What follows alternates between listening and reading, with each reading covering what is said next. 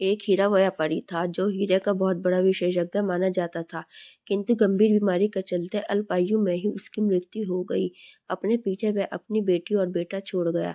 जब बेटा बड़ा हुआ तो उसकी माँ ने कहा, बेटा मरने से पहले तुम्हारे पिताजी ये पत्थर छोड़ गए थे, तुम इसे लेकर बाजार जाओ और इसकी कीमत का पता लगाओ। ध्यान रहे कि तुम्हें केवल कीमत पता करनी है, इसे बेचना नहीं है। युवक पत्थर लेकर निकला। सबसे पहले उसे एक सब्जी वाली महिला मिली। अम्मा, तुम इस पत्थर के बदले मुझे क्या दे सकती हो?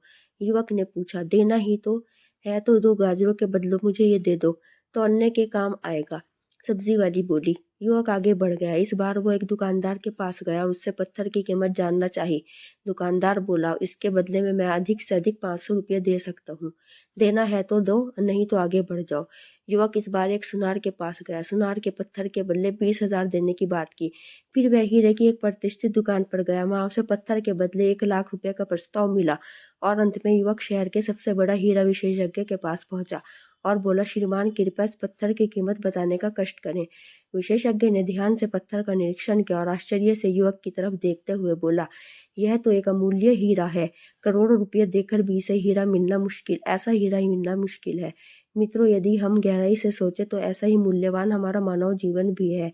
यह अलग बात है कि हम में से बहुत से लोग इसकी कीमत नहीं जानते और सब्जी बेचने वाली महिला की तरह इसे मामूली समझा तुच्छ कामों में लगा देते हैं। आइए हम प्रार्थना करें कि ईश्वर हमें इस मूल्यवान जीवन को समझने की सद्बुद्धि दे और हम हीरे के विशेषज्ञ की तरह इस जीवन के मूल्य आंक सके।